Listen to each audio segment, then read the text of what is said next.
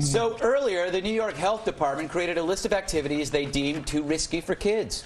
If a day camp has one of them, then they would require state regulation. Now, these officials have since backed down on the plan, probably after hearing I was doing a Gregalog on it. That's what it's great to be powerful. Still, on their list of evil games, freeze tag, kickball, dodgeball, and wiffle ball. Yep, wiffle ball, which makes sense. Let's not forget that this so-called game was named after the strikeout term whiff, which suggests not hitting a ball is bad. But really, isn't hitting a ball with a bat, plastic or not, a gateway drug for hitting other things like poor people? Good riddance, I say. Also harmful, capture the flag, the title alone implying the seizure of things, which goes against our modern culture of fairness. I mean, shouldn't we all have flags? Perhaps it should be called share the flag, or better, replace the flag with affirmations. After all, flags are patriotic symbols of exceptionalism, and you can't recycle them, and that hurts the planet. Anyway, the department basically condemned any game where a brat might trip. Better to keep them in a padded closet attached to an IV of applesauce. It's what I do for my houseboys. And you don't see them complaining, mainly because they're unconscious. But this is government bureaucracy to find. It only survives by expanding its own meddling influence, meaning only someone who has absolutely nothing to do all day could come up with a list like that. Fact is, a government worker sees human activity only as an opportunity for more intrusion. They prefer to enforce, not engage. The reason? They were the last person picked for everything. And if you disagree with me, you, sir, are worse than Hitler.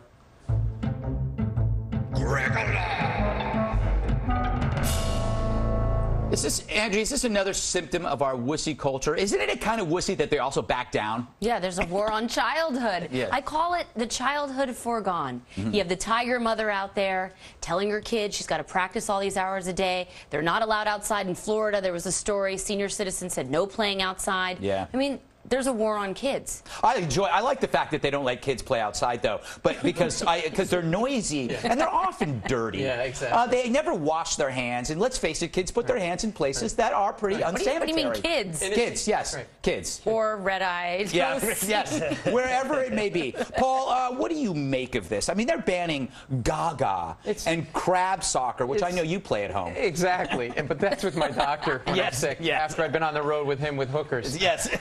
Look, the bottom, $11. You're going to hell for that. Oh yeah, you're going to hell, but I'm taking that gold Rolex with me. I'll tell you that right now. Now, here's the thing. I have a kid, and admittedly, he's the biggest wuss on the planet. Okay, that's nice.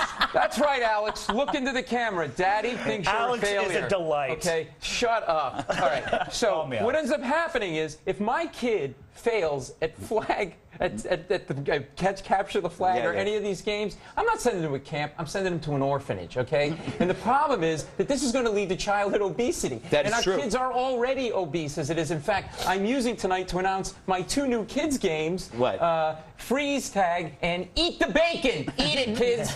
Eat it. It's good for you. Interesting. Larry, you got some kids. Doesn't it sound like they just want the kids to just sit perfectly still in a padded room, away from any danger? Danger is bad. Yeah, risk is bad. Well, kids are very resilient. My granddaughter Campbell the other day, all the other kids were swinging. The teacher told about 5 feet on each side. Campbell got up there and tried to run the thing over the top, jumps out, busts her lip, kind of did that, and got right back on it. Kids are resilient. Are you just saying this in case the social workers come by? That's what happened. That's my story, and I'm sticking to it. Yes, she hurt her lip on a swing. I used to ride my bicycle behind the DDT truck. Yeah. Spraying for the mosquitoes, and it had no effect. It didn't bother me a bit. No, it didn't. I'm against kids swinging. I don't even think married people should do it. You take a vow and you stick to it. It's true. It's true. Always, if you want to mix up the marriage, look into drugs. But stay away from the swinging Bill, stuff. you play freeze tag often with the homeless during the wintertime. Yes. And are you sad that they might prevent you from playing this? You got to sleep above a crate. Oh, really? I kind of get Red Rover. I kind of get that one. I mean, for those of you at home that are too young to remember, Red Rover is where you're standing opposite on a field. You got a bunch of kids lined up. One kid runs as fast as he possibly can, while the other kids are holding an arm. Now, one of 2 things happens. They either clothesline the kid, or the kid breaks both of their arms trying to get Let's whip through. Larry Gatling into that camera right Remember now. that Red Rover, let Big Jack come over. Oh, Big Jack can always come over. have no idea what's going on here. Andrea, that goes back to the swinging thing. Don't they have a point on tag? I mean, the idea of telling somebody they're it. How hurtful is that? I You're think it's it. with tag. The problem that I thought they would have with tag is all the touching, all the groping. Right. Adolescent boys use tag. That is true. I forgot about that. To touch a girl.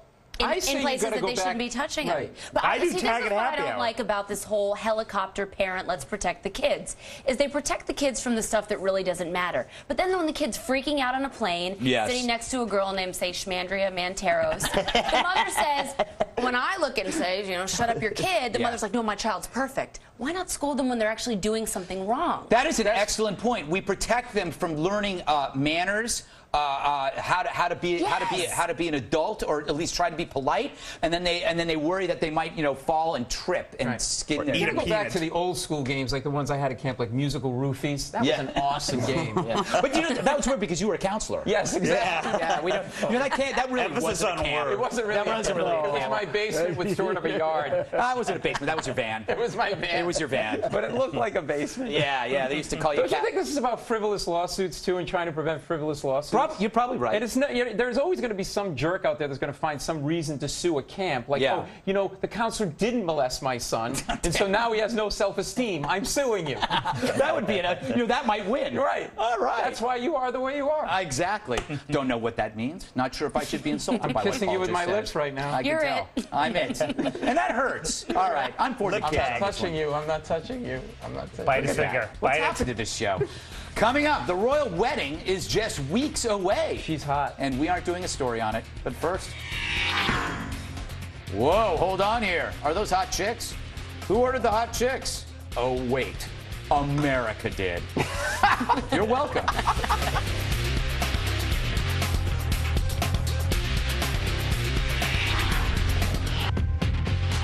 Has Iran declared a jihad on dogs? Yes, it seems the country's cranky clerics, who've long derided the uncleanliness of canines, have finally put their mullahs where their mouths are. Indeed, Tehran lawmakers have proposed a bill, hey cutie, in Parliament that would criminalize dog ownership. The totally not crazy text claims that, along with unspecified health hazards, the tail-wagging terrors, quote, also pose a cultural problem, a blind imitation of the vulgar culture of the West. Didn't see that one coming. The bill neglected to mention any type of fatwa on the feline population, mostly because we know kittens are our last and best line of defense against shadow monsters.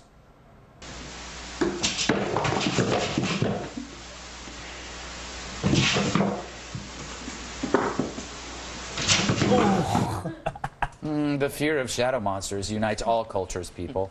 And that's what we need, Paul. Yes. Paul, what do you make of this? I kind of disagree with them because I like dogs, but at the same time, I agree with the idea of having dogs in your house and in your bed are a bit strange. You're like a crazy Felix Unger germaphobe freak. Maybe so. Wow. I don't think that was a pot shot more than an opinion. Paul, I don't think that was necessary. I'm sorry. I was just posing a question. I apologize. First of all, how did the entire Iranian country become Miss Gulch in The Wizard of Oz? What is going on here? And secondly, I know how we can defeat the Iranians now. Just drop 300 pounds of liver snaps on the cleric's headquarters and then send in the dog. There you go. Fantastic. Send in the dog. Okay, Larry, now let's hold hands while you do that. Oh, Larry, this is TV. Do they have a point? No, it's ignorant. Yeah. The world's upside down. People who have a real big moral dilemma about the cleanliness of dogs and don't mind, sending these guys who want to blow Israel off the face of the earth.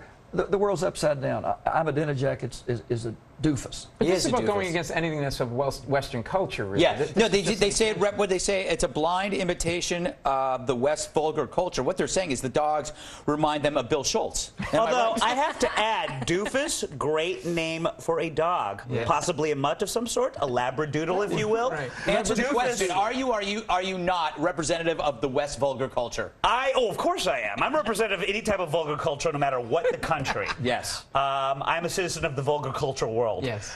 I think that this is the best thing that could possibly happen for Iran, because you look at the first uprising. What did those people want? They wanted democracy. They didn't have it already. The whole thing failed.